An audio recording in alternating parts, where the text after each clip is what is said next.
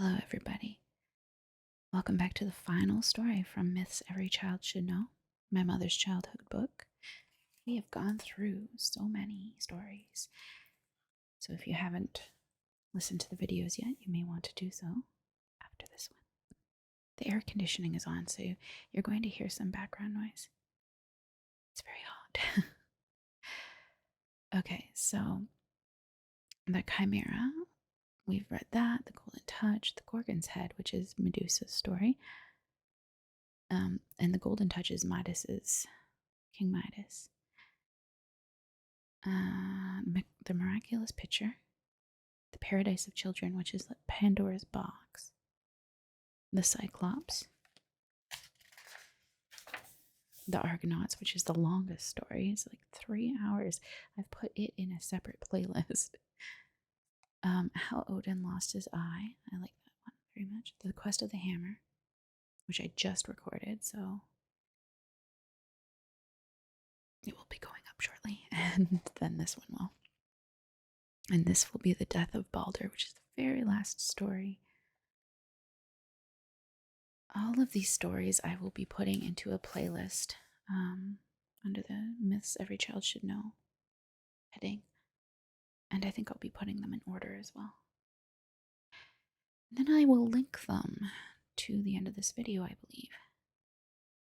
It seems like a convenient thing to do, so that's what I'm going to do. Okay, 2:46. There's a lot of traffic noise. I may have to edit heavily, but I don't think I'll be able to get it all out. Just fair warning.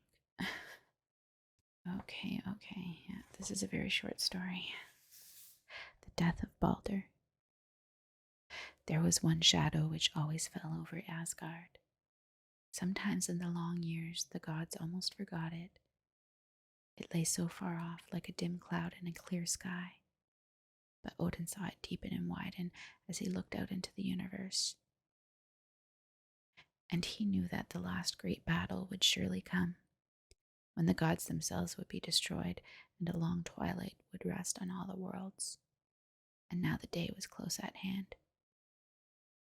Misfortunes never come singly to men, and they did not to the gods. Idun, the beautiful goddess of youth, whose apples were the joy of all Asgard, made a resting place for herself among the massive branches of Yggdrasil. And there, every evening came Brash, and sang so sweetly that the birds stopped to listen. And even the Norns, whose implacable sisters at the foot of the tree, were softened by the melody. But poetry cannot change the purposes of fate, and one evening, no song was heard of Brash or birds. And of course, we hear a bird in the background. The leaves of the world tree hung withered and lifeless on the branches, and the fountain from which they had daily been sprinkled was dry at last. Idun had fallen into the dark valley of death, and when Braj, Heimdall, and Loki went to question her about the future, she could answer them only with tears. Braj would not leave his beautiful wife alone amid the dim shades that crowded the dreary valley, and so youth and genius vanished out of Asgard forever. Balder was the most godlike of all the gods. Balder was the most godlike of all the gods because he was the purest and the best. Wherever he went, his coming was like the coming of sunshine, and all the beauty of summer was but the shining of his face. When men's hearts were white like the light, and their lives clear as the day, it was because Balder was looking down upon them with those soft, clear eyes that were open windows to the soul of God. He had always lived in such a glow of brightness that no darkness had ever touched him. But one morning, after Idun and Brash had gone, Balder's face was sad and troubled. He walked slowly from room to room in his palace, Breidablik, stainless as the sky, when April showers have swept across it, because no impure thing had ever crossed the threshold, and his eyes were heavy with sorrow. In the night, terrible dreams had broken his sleep and made it a long torture. The air seemed to be full of awful changes for him and for all the gods. He knew in his soul that the shadow of the last great day was sweeping on, as he looked out and saw the worlds lying in light and beauty. The fields, yellow with waving green, the deep fjords, flashing back the sunbeams from their clear depths, the verdure clothing the loftiest mountains, and knew that over all this darkness and desolation would come, with silence of reapers and birds, with fading of leaf and flower, great sorrow fell on his heart. Balder could bear the burden no longer. He went out, called all the gods together, and told them the terrible dreams of the night. Every face was heavy with care. The death of Balder would be like the going out of the sun. And after a long, sad council, the gods resolved to protect him from harm by pledging all things to stand between him and any hurt. So Frigg, his mother, went forth and made everything promise on a solemn oath not to injure her son. Fire, iron, all kinds of metal, every sort of stone, trees, earth, diseases, birds, beasts, snakes, as the anxious mother went to them, solemnly pledged themselves that no harm should come near Balder. Everything promised, and Frigg thought she had driven away the cloud, but fate was stronger than her love, and one little shrub had not sworn. Odin was not satisfied even with these precautions. For whichever way he looked, the shadow of a great sorrow spread over the worlds. He began to feel as if he were no longer the greatest of the gods, and he could almost hear the rough shouts of the frost giants crowding the rainbow bridge on their way into Asgard. When trouble comes to men, it is hard to bear. But to a god who had so many worlds to guide and rule it was a new and terrible thing. Odin thought and thought until he was weary, but no gleam of light could he find anywhere. It was thick darkness everywhere. At last he could bear the suspense no longer, and saddling his horse, he rode sadly out of Asgard to Niflheim, the home of Hel, whose face was as the face of death itself. As he drew near the gates, a monstrous dog came out and barked furiously. But Odin rode a little eastward of the shadowy gates to the grave of a wonderful prophetess. It was a cold, gloomy place, and the soul of the great god was pierced with a feeling of hopeless sorrow as he dismounted from Sleipnir and, bending over the grave, began to chant weird songs and weave magical charms over it. When he had spoken those wonderful words which could waken the dead from their sleep, there was an awful silence for a moment, and then a faint ghost-like voice came from the grave. "Who art thou?" it said. "Who breaketh the silence of death and calleth the sleeper out of her long slumbers? Ages ago I was laid at rest here. Snow and rain have fallen upon me through myriad years. Why dost thou disturb me?" "I am Vegtam," answered Odin, "and I come to ask why the couches of hell are hung with gold and the benches strewn with shining rings." "It is done for Balder," answered the awful voice. "Ask me no more." Odin's heart sank when he heard these words, but he was determined to know the worst. "I will ask thee until I know all. Who shall strike the fatal blow?"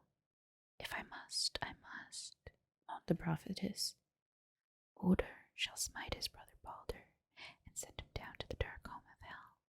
The meat is already brewed for Balder, and the despair draweth near." Then Odin, looking into the future across the open grave, saw all the days to come. "Who is this," he said, seeing that which no mortal could have seen? "Who is this that will not weep for Balder?" Then the prophetess knew that it was none other than the greatest of the gods who had called her up. "Thou art not Victim," she exclaimed. "Thou art Odin himself, the king of men." "And thou," answered Odin angrily, "art no prophetess, but the mother of 3 giants."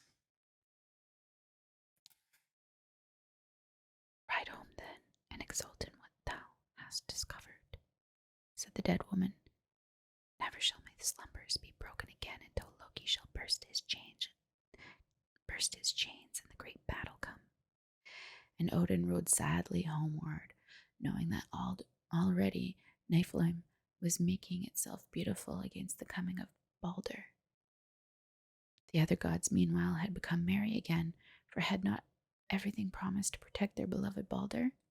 They even made sport of that which troubled them, for when they found that nothing could hurt Balder, and that all things glanced aside from his shining form, they persuaded him to stand as a target for their weapons, hurling darts, spears, swords, and battle axes at him, all of which went singing through the air and fell harmless at his feet. But Loki, when he saw these sports, was jealous of Balder, and went about thinking how he could destroy him. It happened that as Frigg sat spinning in her house Fensal, the soft wind blowing in at the windows and bringing the merry shouts of the gods at play, an old woman entered and approached her. "Do you know," asked the newcomer, "what they are doing in Asgard? They are throwing all manner of dangerous weapons at Balder. He stands there like the sun for brightness, and against his glory, spears and battle axes fall powerless to the ground. Nothing can harm him." "No," answered Frigg joyfully, "nothing can bring him any hurt, for I have made everything in heaven and earth swear to protect him." "What?" said the old woman. "Has everything sworn to guard Balder?" "Yes," said Frigg, "everything has sworn except one little shrub which is called mistletoe and grows on the eastern side of Valhall. I did not take an oath from that because I thought it too young and weak." When the old woman heard this, a strange light came into her eyes. She walked off much faster than she had come in, and no sooner had she passed beyond Frigg's sight than this same feeble old woman grew suddenly erect, shook off her woman's garments, and there stood Loki himself.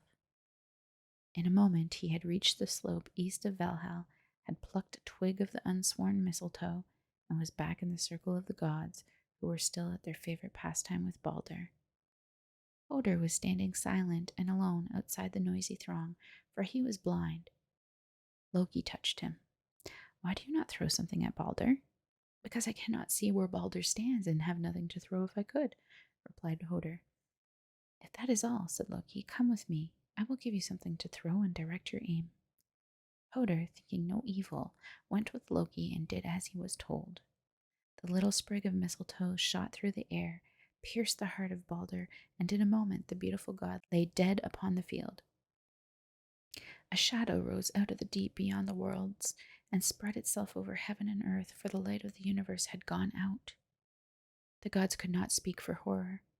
They stood like statues for a moment, and then a hopeless wail burst from their lips. Tears fell like rain from eyes that had never wept before, for Balder, the joy of Asgard, had gone to Niflheim and left them desolate. But Odin was saddest of all, because he knew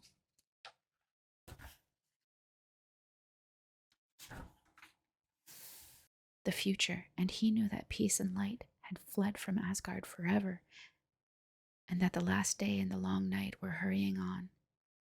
Frigg could not give up her beautiful son, and when her grief had spent itself a little, she asked who would go to Hel and offer her a rich ransom if she would permit Balder to return to Asgard. "I will go," said Hermod. Swift at the word of Odin, Sleipnir was led forth, and in an instant Hermod was galloping furiously away. Then the gods began with sorrowful hearts to make ready for Balder's funeral. When the once beautiful form had been arrayed in grave clothes, they carried it reverently down to the deep sea, which lay calm as a summer afternoon, waiting for its precious burden. Close to the water's edge lay Balder's Ringhorn, the greatest of all ships that sailed the seas. But when the gods tried to launch it, they could not move it an inch. The great vessel creaked and groaned, but no one could push it down into the water. Odin walked about it with a sad face, and the gentle ripple of the little waves chasing each other over the rocks seemed a mocking laugh to him. "Send to Jotunheim for Hyrrokin," he said at last, and a messenger was soon flying for that mighty giantess. In a little time, Hyrrokin came riding swiftly on a wolf, so large and fierce that he made the gods think of Fenrir. When the giantess had alighted, Odin ordered 4 berserkers of mighty strength to hold the wolf, but he struggled so angrily that they had to throw him on the ground before they could control him.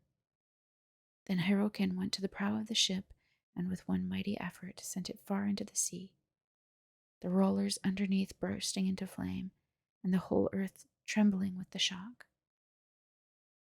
Thor was so angry at the uproar that he would have killed the giantess on the spot if he had not been held back by the other gods. The great ship floated on the sea as she had often done before, when Balder, full of life and beauty, set all her sails and was borne joyfully across the tossing seas. Slowly and solemnly, the dead god was carried on board, and as Nanna, his faithful wife, saw her husband borne for the last time from the earth, which he had made dear to her and beautiful to all men, her heart broke with sorrow, and they laid her beside Balder on the funeral pyre. Since the world began, no one had seen such a funeral. No bells tolled, no long procession of mourners moved across the hills, but all the worlds lay under a deep shadow. And from every quarter came those who had loved or feared Balder. There, at the very water's edge, stood Odin himself, the ravens flying about his head, and on his majestic face a gloom that no sun would ever lighten again. And there was Frigg, the desolate mother, whose son had already gone so far that he would never come back to her. There was Frey standing sad and stern in his chariot, and there was Freya, the goddess of love, from whose eyes fell a shining rain of tears. There too was Heimdall on his horse Goldtop, and around all these glorious ones from Asgard crowded the children of Jotunheim, grim mountain giants, seamed with scars from Thor's hammer, and frost giants who saw in the death of Balder the coming of that long winter in which they should reign through all the worlds. A deep hush fell on all created things, and every eye was fixed on the great ship riding near the shore. And on the funeral pyre, rising from the deck, crowned with the forms of Balder and Nanna, suddenly a gleam of light flashed over the water. The pile had been kindled, and the flames, creeping slowly at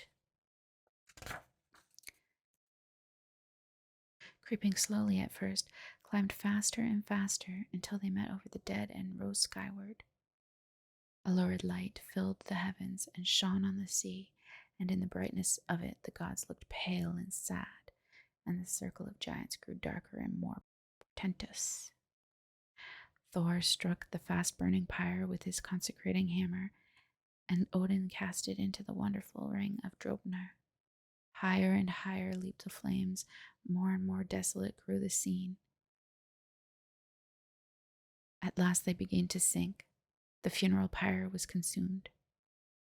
Balder had vanished forever. The summer was ended, and winter waited at the doors. Meanwhile, Hermod was riding hard and fast on his gloomy errand. 9 days and nights he rode through valleys so deep and dark that he could not see his horse. Stillness and blackness and solitude were his only companions until he came to the golden bridge which crosses over the river Joel. The good horse Sleipnir, who had carried Odin on so many strange journeys, had never traveled such a road before, and his hooves rang drearily as he stopped short at the bridge. For in front of him stood its porter, the gigantic Modgud. "Who are you?" she asked, fixing her piercing eyes on Hermod. "What is your name and parentage? Yesterday 5 bands of dead men rode across the bridge, and beneath them all it did not shake as under your single tread. There is no color of death in your face. Why ride you hither, than living among the dead?"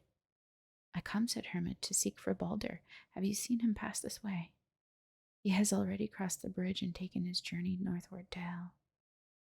And Hermod rode slowly across the bridge that spans the abyss between life and death, and found his way at last to the barred gates of Hel's dreadful home. There he sprang to the ground, tightened the girths, remounted, drove the spurs deep into the horse, and Sleipnir, with a mighty leap, cleared the wall. Hermod rode straight to the gloomy palace, dismounted, entered, and in a moment was face to face with the terrible queen of the kingdom of the dead. Beside her on a beautiful throne sat Balder, pale and wan, crowned with a withered wreath of flowers, Close at hand was Nana, pallid as her husband, for whom she had died. And all night long, while ghostly forms wandered restless and sleepless through Helheim, Hermod talked with Balder and Nana. There is no record of what they said, but the talk was sad enough, doubtless, and ran like a still stream among the happy days in Asgard, when Balder's smile was morning over the earth, and the sight of his face the summer of the world. When the morning came faint and dim through the dusky palace, Hermod sought Hel, who received him as cold and stern as fate. Your kingdom is full, O Hel, he said, and without Balder, Asgard is empty. Send him back to us once more, for there is sadness in every heart, and tears are in every eye. Through heaven and earth all things weep for him. If that is true, was the slow, icy answer, if every created thing weeps for Balder, he shall return to Asgard. But if one eye is dry, he remains henceforth in Helheim. Then Hermod rode swiftly away, and the decree of Hel was soon told in Asgard. Through all the worlds, the gods sent messengers to say that all who loved Balder should weep for his return, and everywhere tears fell like rain. There was weeping in Asgard, and in all the earth there was nothing that did not weep.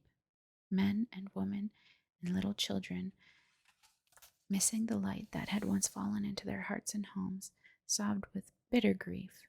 The birds of the air, who had sung carols of joy at the gates of the morning since time began, were full of sorrow. The beasts of the fields crouched and moaned in their desolation.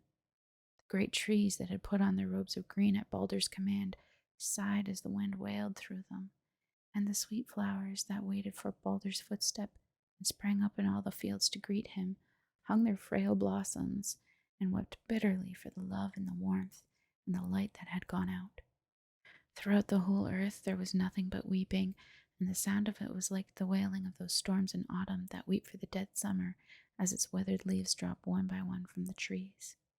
The messengers of the gods went gladly back to Asgard, for everything had wept for Balder, but as they journeyed, they came upon a giantess called Thok, and her eyes were dry. Weep for Balder, they said. With dry eyes only will I weep for Balder, she answered. Dead or alive, he never gave me gladness. Let him stay in Helheim. When she had spoken these words, a terrible laugh broke from her lips. And the messengers looked at each other with pallid faces, for they knew it was the voice of Loki. Balder never came back to Asgard, and the shadows deepened over all things, for the night of death was fast coming on. And that was the end. That is the end of the death of Balder, and it is also the end to this book, The Myths Every Child Should Know. I hope you have enjoyed these stories as much as I have reading them to you.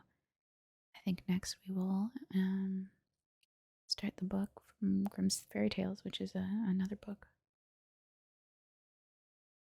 And this, like this, that my mother has from childhood. Switch it up with some Grimm's Fairy Tales. Thank you so much for watching. See you again soon. Don't forget to like and subscribe and hit the notification bell to see future videos. Okay, thanks for watching.